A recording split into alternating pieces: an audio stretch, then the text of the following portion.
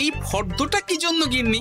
আমি শিবরাত্রির দিন বিকেলে বাবার মাথায় দুধ ঢালতে যাব, তাই তোমাকে আগে থেকে লিখে দিলাম কি কি লাগবে। সব আগে আগে নিয়ে আসবে। হ্যাঁ, দেখি কি লেখা আছে। দুধ 1 সের, গঙ্গা জল, নারকেল, ঘি, মধু, দই, সন্দেশ, রসগোল্লা, আকন্দ ফুলের মালা, ধূপ, মোমবাতি, 108টা বেলপাতা, ধূত্র ফুল, নীলকণ্ঠ ফুল, লাল পাড় সাদা পাটের শাড়ি। ওরে বাবা, এত কিছু! হুম, এখন ওরে বাবারে মারে কিছু চলবে না, চলবে না। আর আগে থেকে লিখে দিয়েছি, আমি কোনো বায়না শুনবো না। হ্যাঁ, যদি না নিয়ে আসো তাহলে কিন্তু চলে যাব।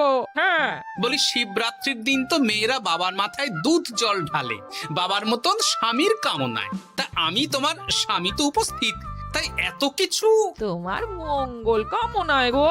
তুমি আর বাড়তি কথা বলবে না, যা বলেছি সেদিন নিয়ে আসবে। হ্যাঁ, বেশ বেশ, ঠিক আছে বাবা, ঠিক আছে। তাহলে আমি এখনই যাই, সব দোকানে দোকানে বায়না করে আসি। সেদিন তো এইসব জিনিসের চাহিদা তুঙ্গে থাকে। হ্যাঁ, তা যাও, সেটাই বুদ্ধিমানের কাজ হবে। হ্যাঁ,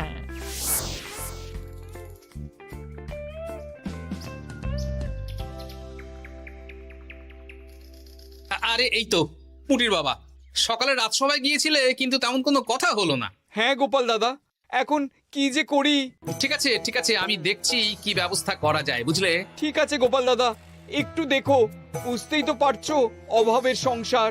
হ্যাঁ হ্যাঁ, কোনো চিন্তা করো না।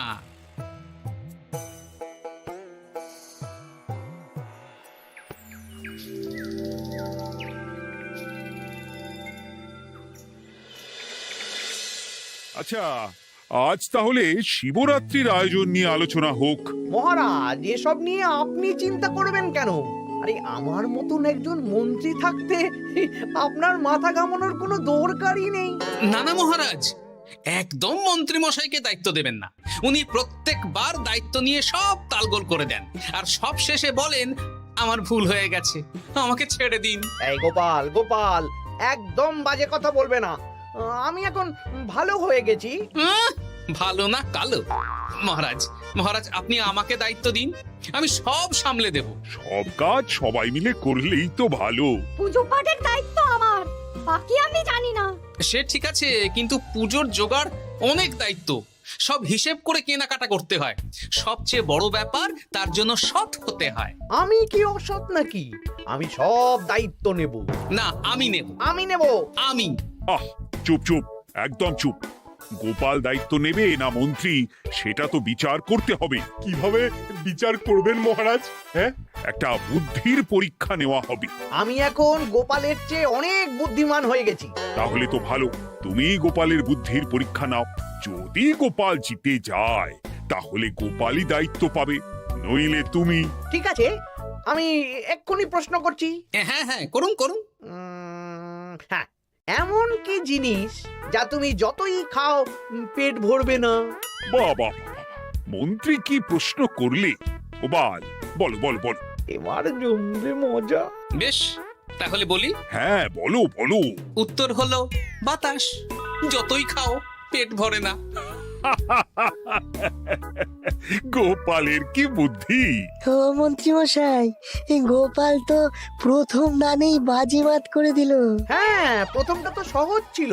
ঠিক আছে, এতই যদি বুদ্ধিমান হও তাহলে আরেকটা পরীক্ষা দাও। হ্যাঁ মন্ত্রী, বলো। এবার আপনারা একটু অপেক্ষা করুন, আমি আসছি।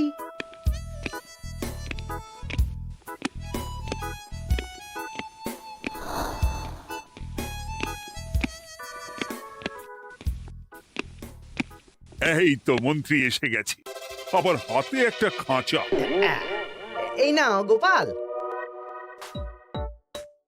এই খাঁচায় একটি অদৃশ্য মুরগি আছে।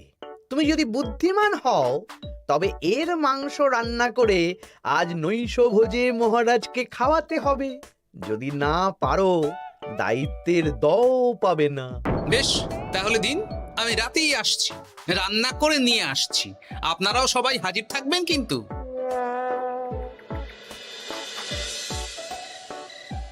এই সেরেছে, গোপাল যে এখনো এলো না। গোপাল নির্ঘাত ফেসেছে। এই তো চলে এসেছি। এ কি গোপাল, তুমি তো খালি হাতে। মাংসের ঝোল রেঁধেও এনেছি। কই গোপাল, অদৃশ্য মুরগির ঝোল কোথায়? হ্যাঁ, কোথায় গোপাল? আহ, মহারাজ, অমন সুস্বাদু মুরগি আমি আগে কখনো খাইনি। আমি সেটা রান্না করে রাজপ্রাসাদের প্রধান ফটকের বাইরে রেখে এসেছি। মস্করা হচ্ছে? চলুন তো গিয়ে দেখি। হ্যাঁ, চলো তো।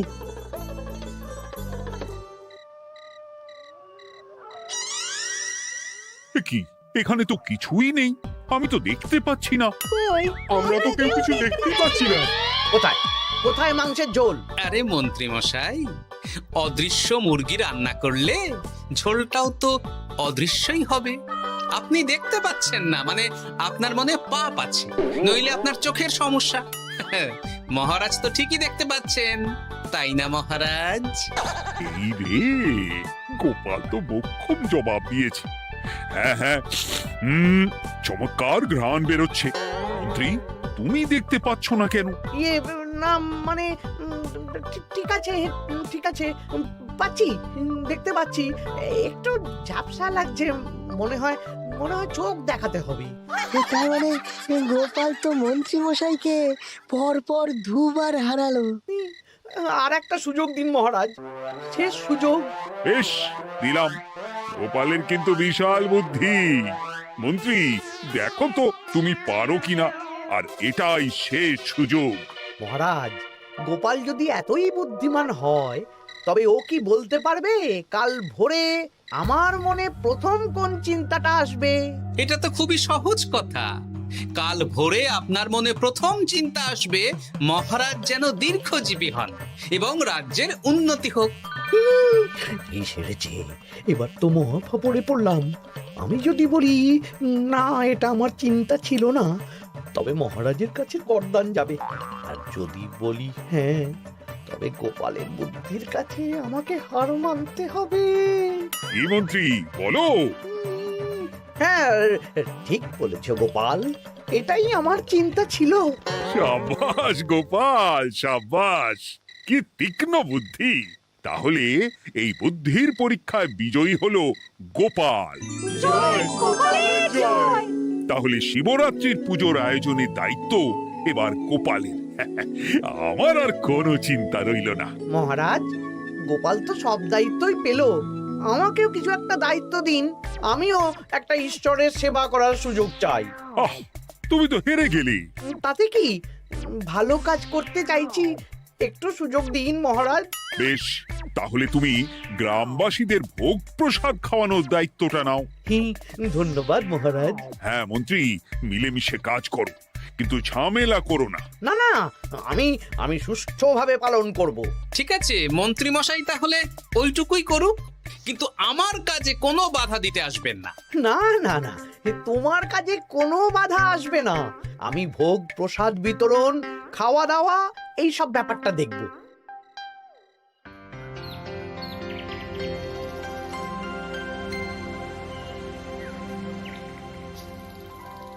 বলুন মন্ত্রীমশাই, সকাল সকাল ডেকে পাঠালেন। শোন বটাঘটা, এবারে শিবরাত্রি উপলক্ষে যে ভোগ প্রসাদ জনগণের উদ্দেশ্যে বিতরণ হবে, তার পুরো দায়িত্বই আমার। তাতে কি, মহারাজ আয়োজন করেন আর সব রাজ্যবাসী বিনামূল্যে খেয়ে যান। সেই প্রথা এতদিন চালু ছিল, কিন্তু এবার একটু অন্যরকম হবে। কিরকম কিরকম? তোরা দুজন আমার নাম করে সব গরিব প্রজাদের কাছ থেকে ভোগ খাওয়ার জন্য চাঁদা তুলবি। শিব পুজোয় চাঁদা? হ্যাঁ দাদা, না মানে ঘটা, খুব সামান্য। বাড়ি আর দোকানগুলোয় যাবি আর মাথা পিছু 1 আনা করে তুলবি, কেমন? বেশ, তারপর বলবি ঢালাও খাওয়ানো হবে, এলাহি আয়োজন। আচ্ছা ঠিক আছে। তবে ভুল করেও কোনো রাজসভাসদদের বাড়ি থেকে বা মান্যিগণ্যি লোকের বাড়ি থেকে এই চাঁদা তুলিস না যেন। না না, বুঝতে পেরেছি, তুলবো না। বলবি সারা রাত পুজো হবে, পরের দিন সকালে হবে প্রসাদ বিতরণ, কেমন?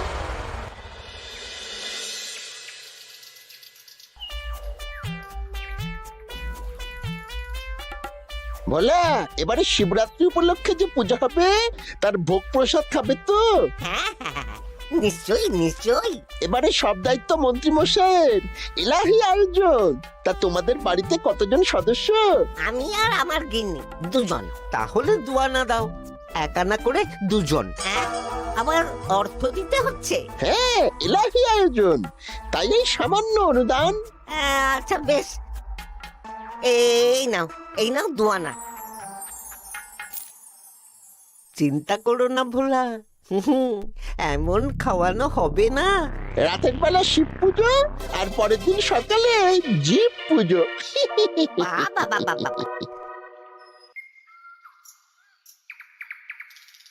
সব দোকানে দোকানে আমি যাচ্ছি, আর তুই লোকজনের বাড়ি বাড়ি যা। বেশ।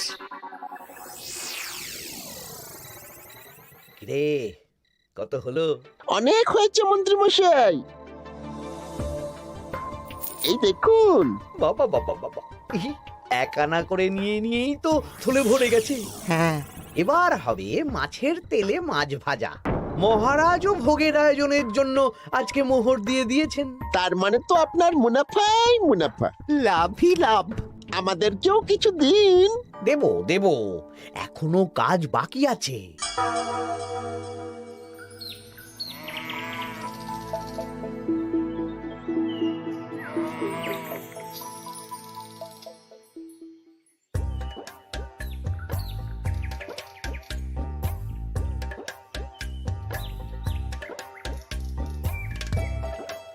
আরে আরে গোপাল দাদা যে, এত কিছু কি নিয়ে যাচ্ছ?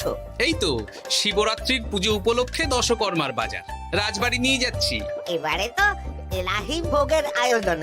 রাতের বেলা শিব পুজো আর পরের দিন সকালে নাকি জীব পুজো। মন্ত্রী মশাই দায়িত্ব নিয়ে খাওয়াচ্ছেন। না, খাওয়ার আয়োজন তো এমন কিছু নয়। আমি যতদূর জানি ওই খিচুড়ি, আলুর দম, ছেঁচড়া, পায়েস, চাটনি আর একটা করে মিষ্টি। আর যতদূর জানি এই ভোগ খাবার জন্য সব গ্রামবাসী থেকে মাথা পিছু এক আনা করে নিয়েছেন। হ্যাঁ, ভোগের প্রসাদ তো বিনামূল্যে। মন্ত্রীমশাই এক আনা করে মাথা পিছু নিয়েছেন? হ্যাঁ গো, এরকম তো কথা ছিল না। আচ্ছা আমি দেখছি কি করা যায়। দেখছি আমি দেখছি।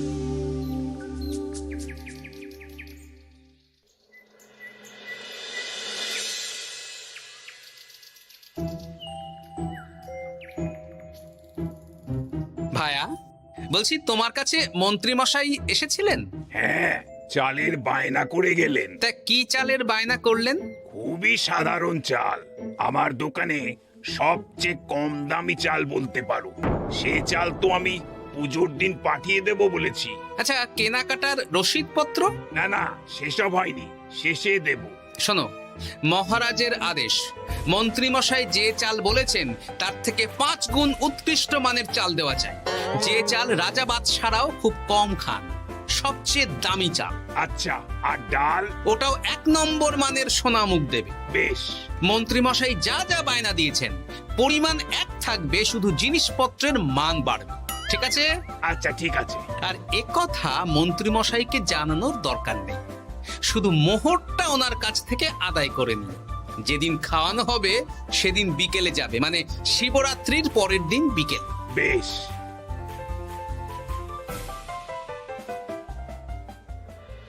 নাও ধরো গিন্নি, যা যা বলেছিলে সব কিনে এনেছি। এবার আমি মন্দিরে গেলাম, কেমন? ঠিক আছে গো, তুমি কি ভালো। দীক্ষেতা, চললাম এখন ভিড় সামলাতে।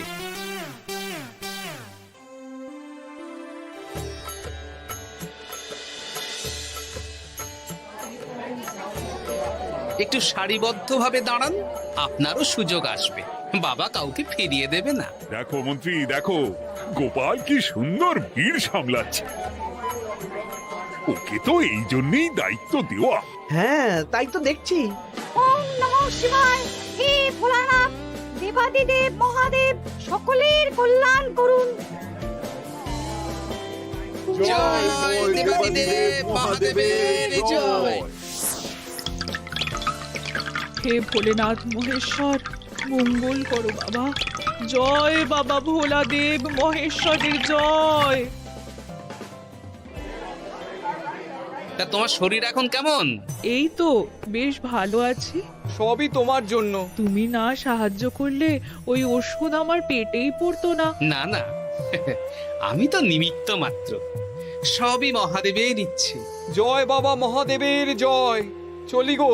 কাল ভোগ খেতে তাড়াতাড়ি চলে এসো।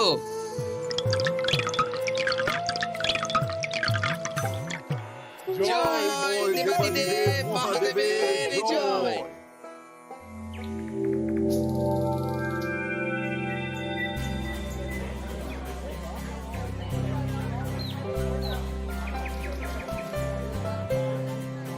সত্যি মন্ত্রী মশাইয়ের ভোগের প্রসাদ পেয়ে মনটা ভরে গেল।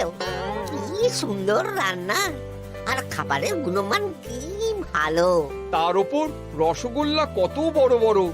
এত বড় রসগোল্লা খাওয়া তো দূর, বাবার জন্মে চোখেও দেখিনি।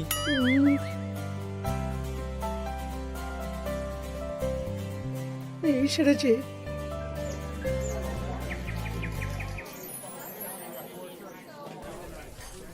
এই যে পাচক ঠাকুর, শোনো। বলুন মন্ত্রী মশাই, আজ আমি খুব খুশি। কেন? আপনি মহান। কেন? মানে আপনি যে চাল পাঠিয়েছেন সে চালে রান্না করা আমার স্বপ্ন ছিল। কি গন্ধ, কি গুণমান, রাজা বাদশাদের চাল বলে কথা। আমি তো খুব সাধারণ মানের চাল দিতে বলেছিলাম, 30 আনা সের মূল্যের চাল। কেন, নবাব বাদশাদের ঘরে এই চালটা থাকে। তাই? কোথা থেকে এলো? কেন, চালের দোকান থেকে এসেছে। মিষ্টিও দারুণ, রসগোল্লা তো নয়, যেন যেন একেবারে বড় বড় রাজভোগ। কি আকার, কি গুণমান, কি স্বাদ। আহা, দেখুন দেখুন দেখুন। বাবা, ভোলা এত বড় রসগোল্লা দিয়েছে। ঠিক আছে, যা হচ্ছে হতে দে। আমি তো চিন্তায় পড়ে গেছি।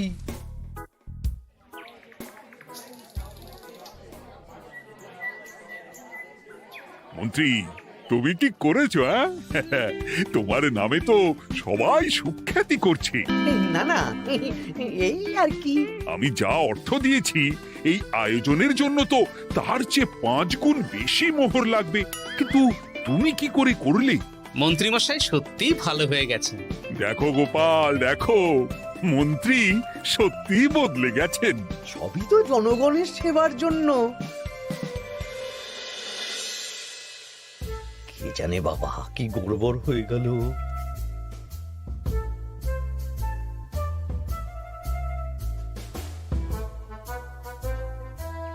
মন্ত্রী মশাই,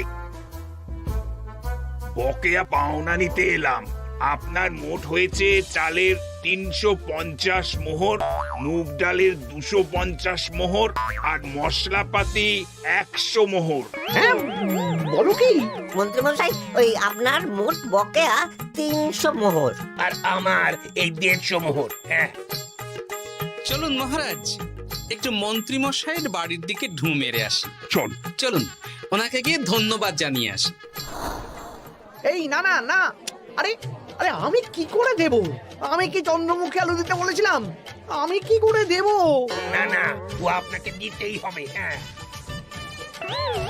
কি বলছো মন্ত্রী? তুমি এত ভালো কাজ করেছো, এত বড় মুখ করে সকালে বললে যে সবই জনগণের সেবার জন্য। আরে আমি কিভাবে জানবো যে এত খরচ হয়ে যাবে? কেন মন্ত্রীমশাই, আপনি তো গ্রামবাসীদের থেকে অর্থ নিয়েছেন, মাথা পিছু 1 আনা করে। হ্যাঁ, মানে এসব তো কথা ছিল না। এই সেরেছে, গোপাল কি করে জেনে গেল? এসব কথা কি আর চাপা থাকে? আর সেই জন্যই তো আপনি ভালো মানের খাবার খাইয়েছেন। সত্যি তো, যে মানের খাবার খাওয়ানো হয়েছে তা কৃষ্ণনগর কেন, আশেপাশের কয়েকটা নগরের লোকও এই জিনিস চোখে দেখেনি, আর তাই তুমি অর্থ আদায় করেছো। না মানে, আমি বুঝতে পারছি না, আমার অনুমতি ছাড়া এগুলো হলো কি করে? মন্ত্রী মশাই, বকেয়া পাওনা দিন, নইলে খারাপ হয়ে যাবে বলে দিচ্ছি। হয়ে গেল, আমি ভিখারি হয়ে গেলাম।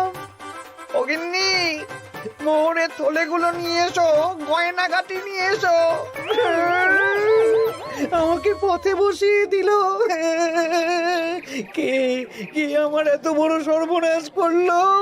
আমি মন্ত্রী মশাই, আমি। আপনি যখন চাঁদা তুলে ভালো খাওয়াতে চাইছেন, তাই সবচেয়ে ভালো খাওয়ানোর ব্যবস্থা করে দিলাম, তাও আবার আপনার ঘাড় ভেঙে। আমার সর্বনাশ হয়ে গেল।